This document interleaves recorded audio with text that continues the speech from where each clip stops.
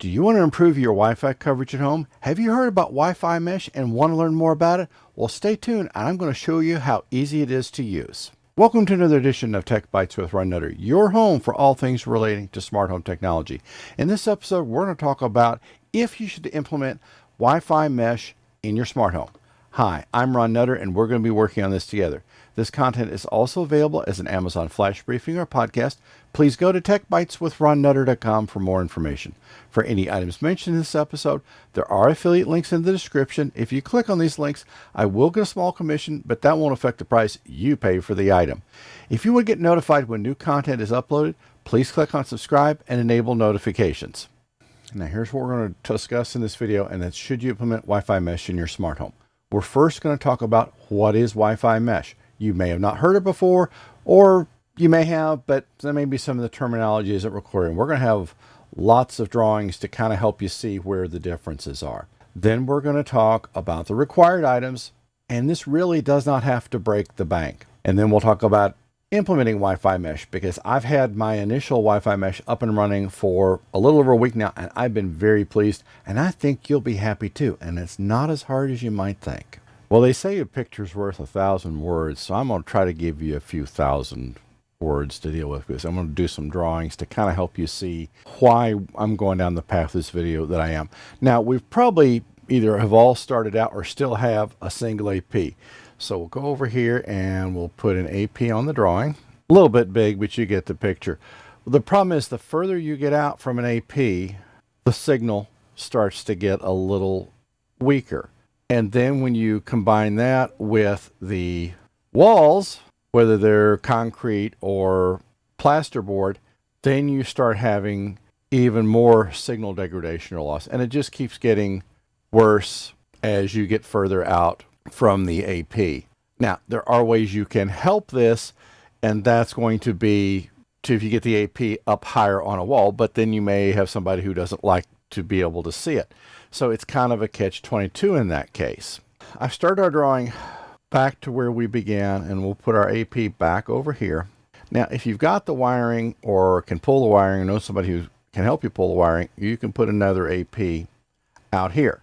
Well, what this means is that somewhere, and we'll just draw this line kind of right here, you've now got good coverage from the AP here to this side of the house. And from here, and when I say house, you can translate the word apartment, then you're probably good roughly to about here. And when I say good, as far as good signal strength, you're not going to have drops, you're going to have good speed. The problem is right in here.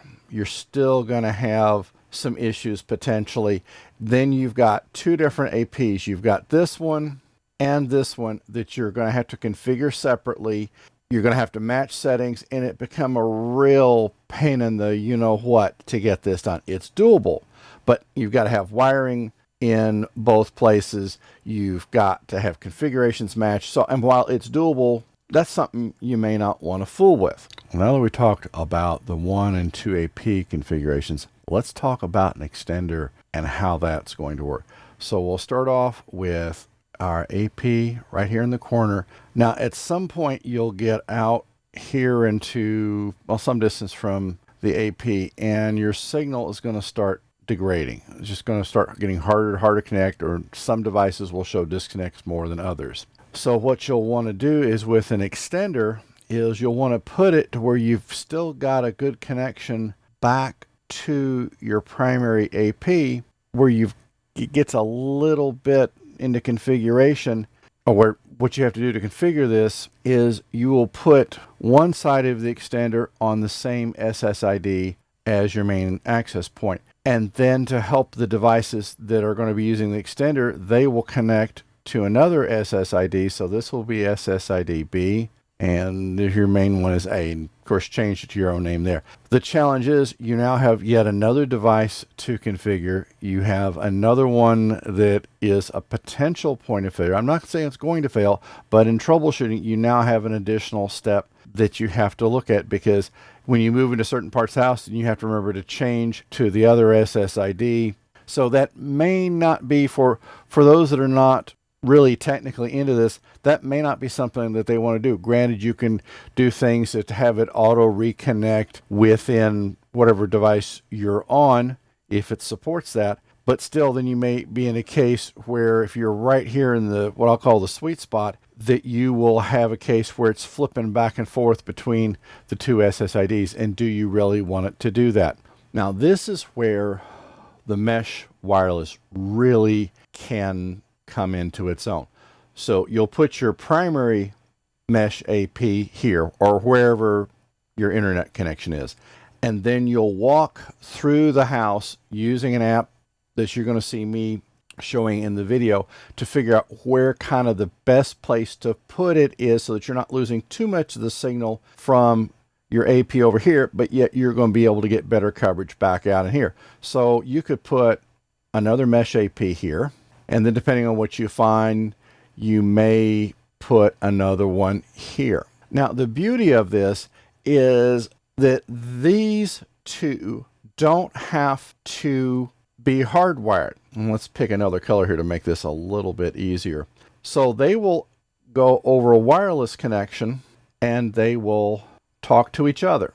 Now, this is a term, and we're going to talk more about this later, called backhaul. And that's where they're getting the signal they need from this device to here and to here. So say for some reason that this one is having a hard time talking to the main one, well, it theoretically then should be able to relay from this one into the other one. Also, you have one configuration program to use, and it talks to all of these. And there's going to be some things you can do, some options with backhaul that, again, we'll talk about a little bit later.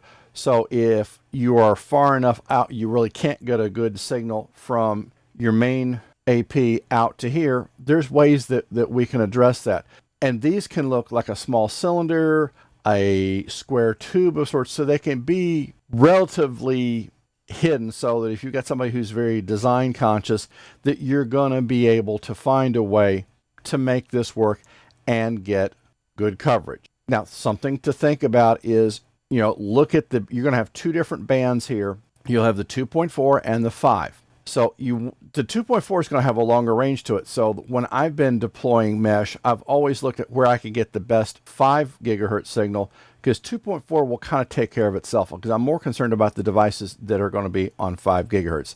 So this gives you something to work with, and you may have to tinker with a little bit, and it's just going to depend. But what you can also use mesh Wi-Fi for is if you've got neighbors that are close to you that you seem to be losing connection with your access point or access points, chances are that they may be close to you and maybe overpowering.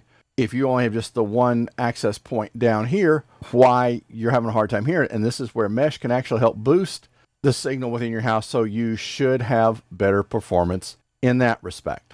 Well, now that we've set the stage for the different kinds of wireless connectivity you can look at, now let's actually go through and touch what we'll be using in this video.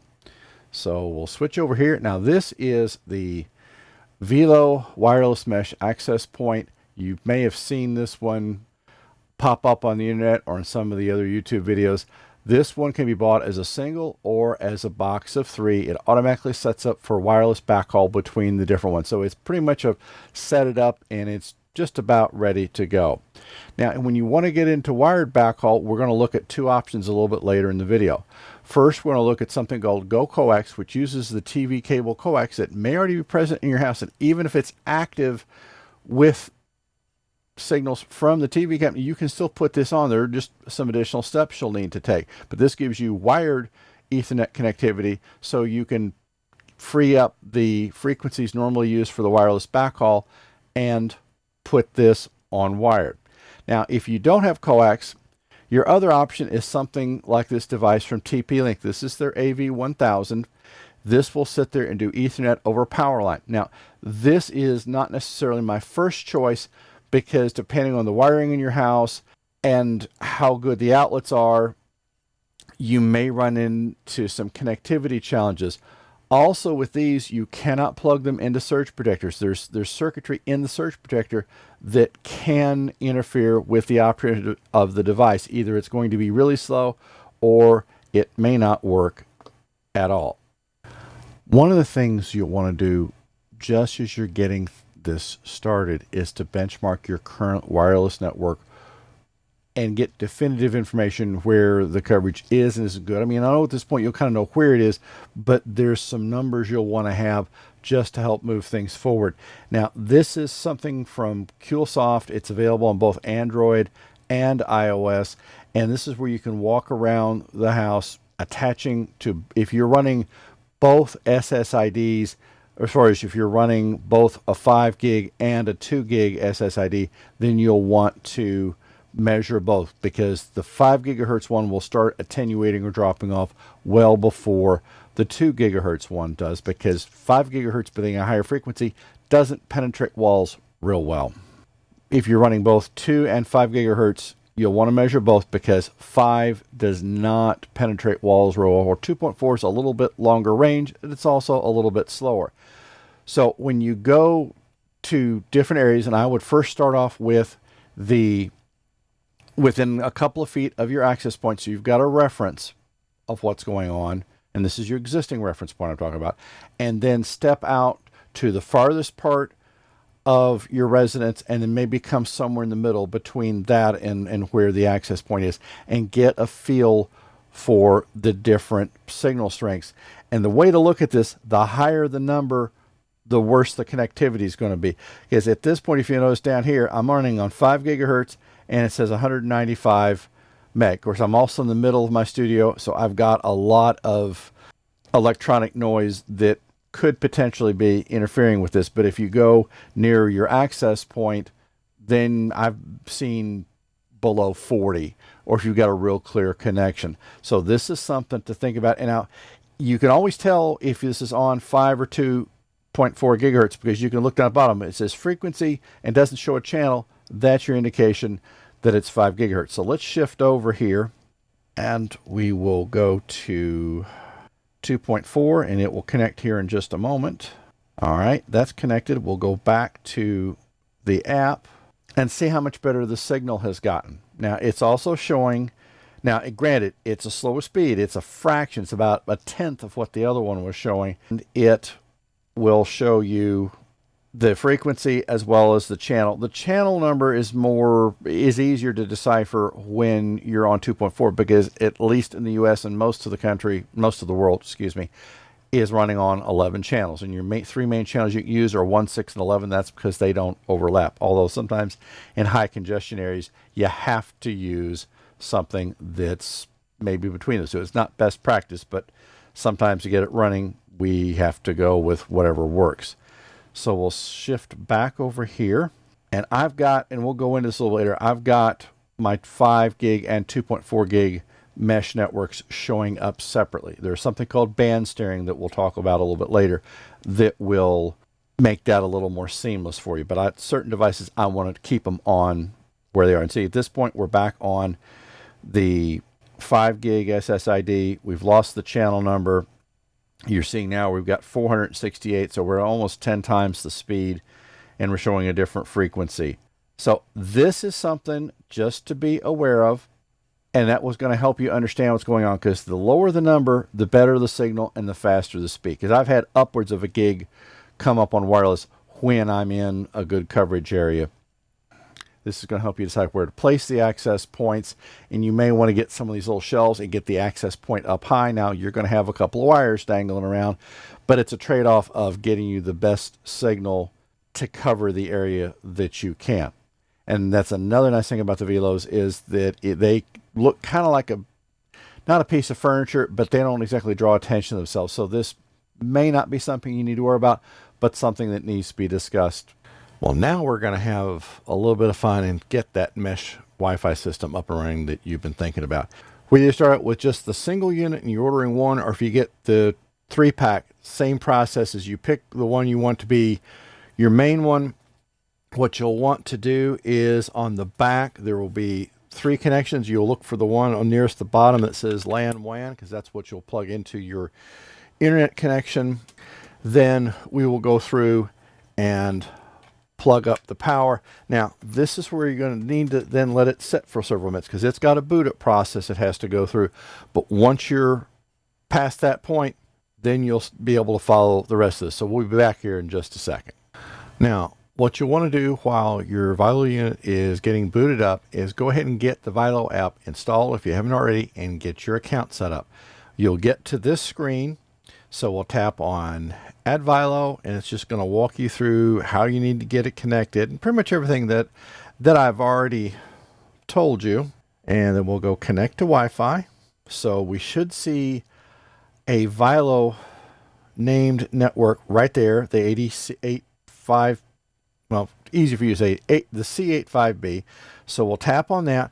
Now, the password you're going to need to use is right on the bottom of the unit, and it's unique to each unit. So what we'll do is we'll get this entered, and you should only have to do this once on the initial setup. So it should get connected here in just a moment. Okay, got the password right. Sometimes it's hard to tell the difference between L and 1.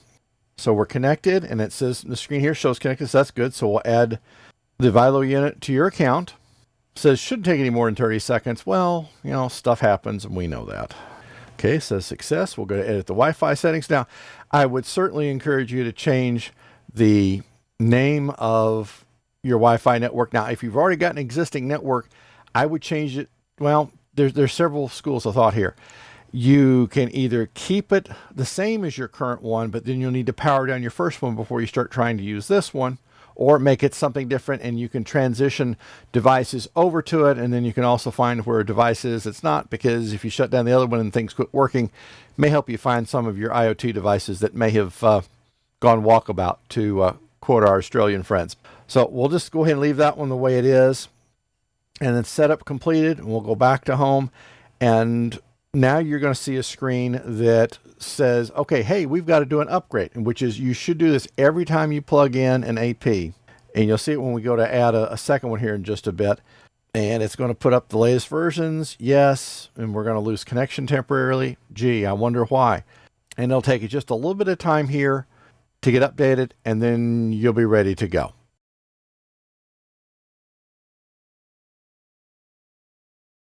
Okay, and one of the things you'll probably have to do is your AP may not, your whatever smartphone you're using may not connect back to the AP automatically. So you may have to force that. You did see the message that it had successfully upgraded. So now you can go about starting to connect devices in and getting experience for what a mesh network has the potential to do for you. Now, we've talked a little bit throughout this video as to backhaul. And there's two kinds of backhaul that you can do with Wi-Fi Mesh. And again, backhaul has to do with getting the signal from your main AP with an internet connection to your other mesh APs, whether you have a total of 2 or 3.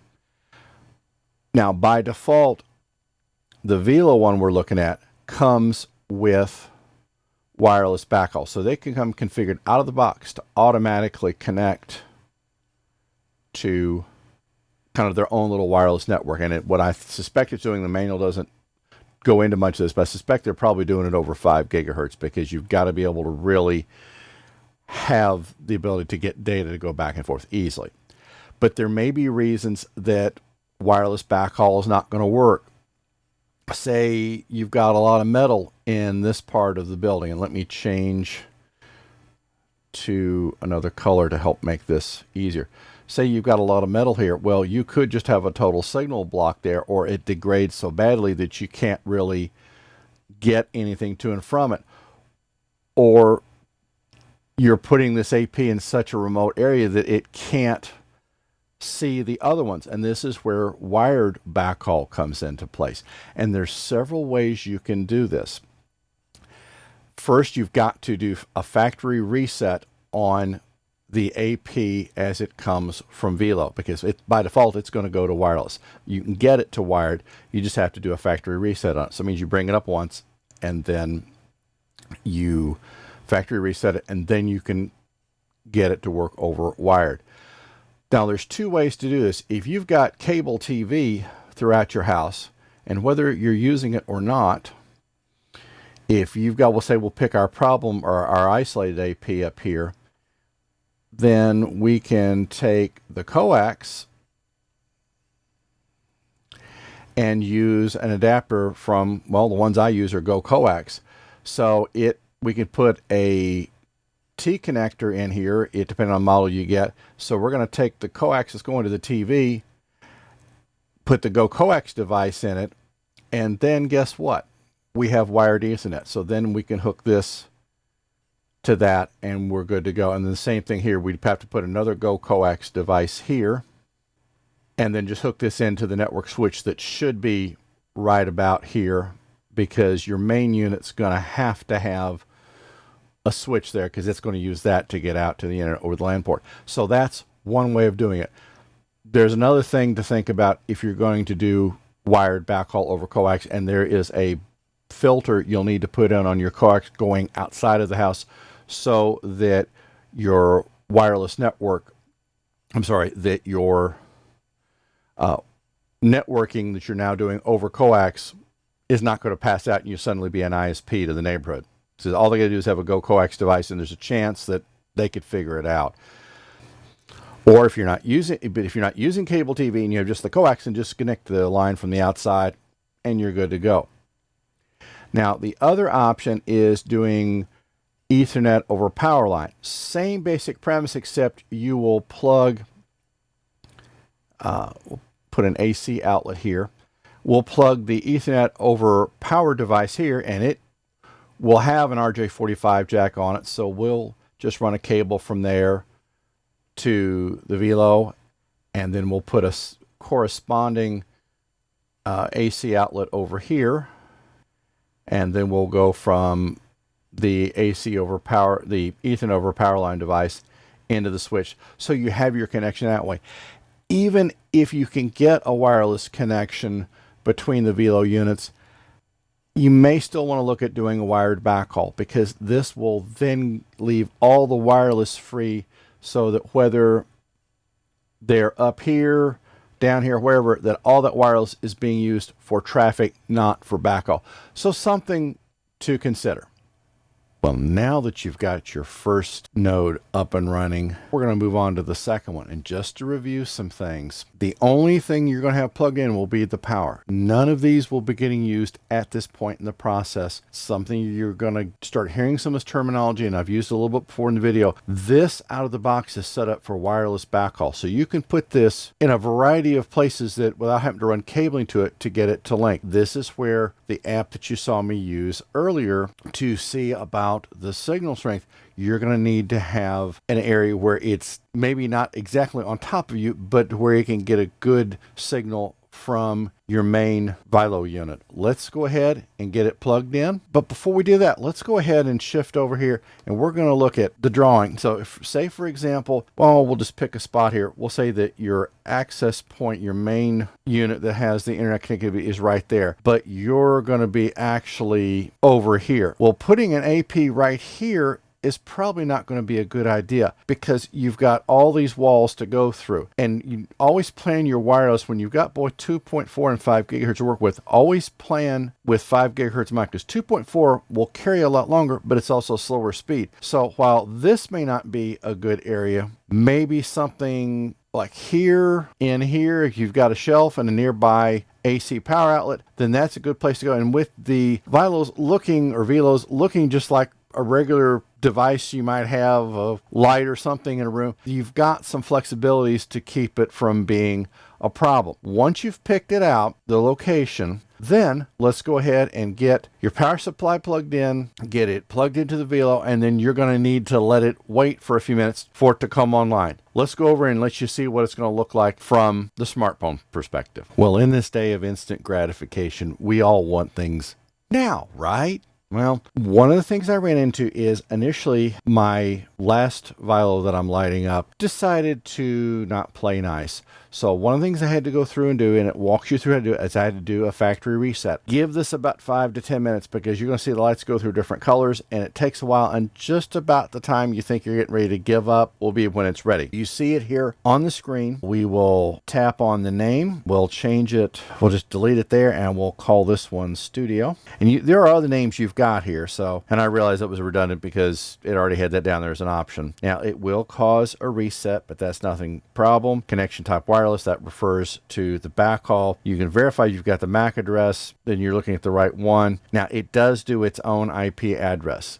This is something I hope they will fix in a future version. It is what it is, and for the price point, you can't complain. Well, not too much. So this really is all it takes to get it up and running, because at this point, you go back here, you can see that you've got everything ready to go. If you want to move the last one that you've added, or any one you've added around, try a little bit different signal coverage, that's certainly an option, because you can easily see what's going on. It's got a if it says strong there, that says that, you know, the wireless backhauls got a good connection. So we're okay there. Let's go to system dashboard. Everything looks fine. New version available. So anytime you put one of these in, always check your version of firmware. So go to the system dashboard, new version available, and it is 166. So okay, we'll tap okay there. Well, you can't just upgrade an individual one. So it's going to upgrade the one that needs to, and hopefully it will be smart enough to realize that the other one is already ready to go. This takes just a few minutes to do. Get it a cup of coffee and it should be back here momentarily.